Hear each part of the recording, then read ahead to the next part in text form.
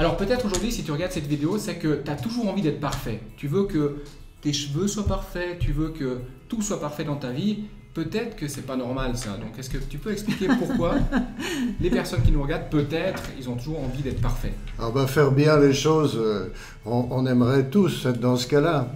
Mais quelquefois, ça devient vraiment un besoin compulsif. Et puis on a l'impression de ne jamais arriver au bout de la perfection de l'imperfection. Ça peut devenir un peu obsédant quelquefois. Alors dans ce cas-là,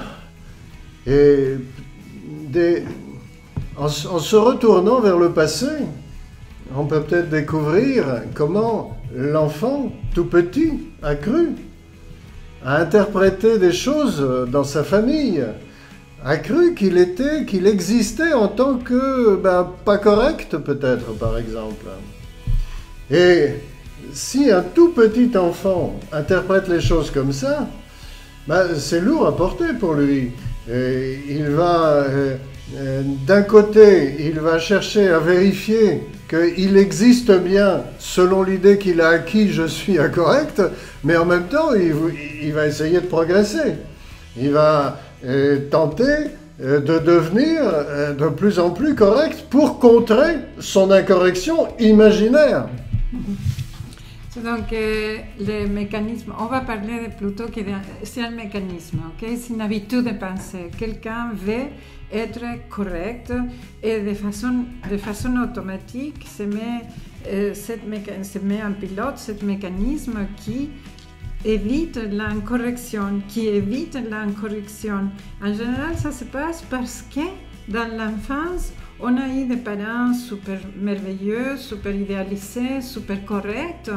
Et alors l'enfant s'est senti tout petit et pas à la hauteur de cette correction, de cette perfection, de cette idéalisation qu'il a fait ses parents.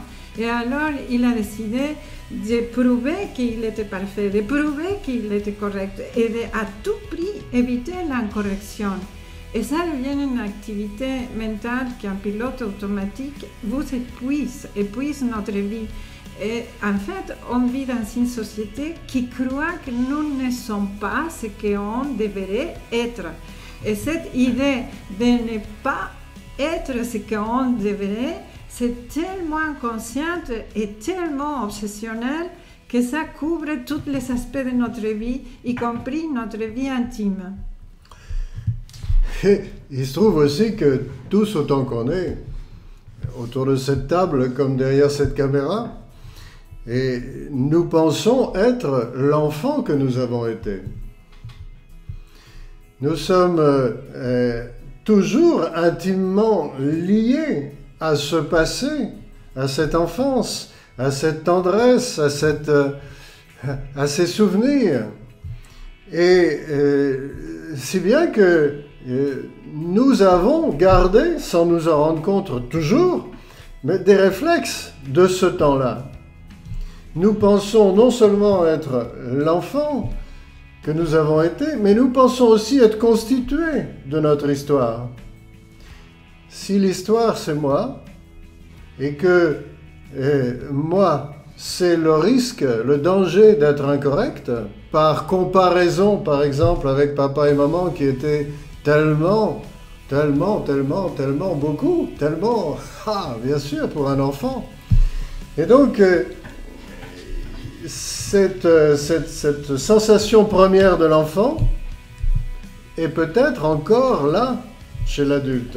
Et dans ce cas, on pourrait dire que l'enfant emmène l'adulte par le bout du nez vers une correction imaginaire censée contrer sa douloureuse sensation d'être en danger, de ne pas être bien, de ne pas être correct.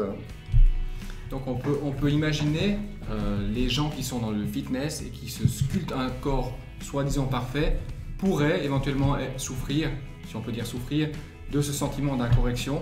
Et ils sont sans arrêt en train de rechercher d'être parfaits physiquement, alors qu'au fond, ils sont simplement en réaction, ils ne se sentent pas forcément bien.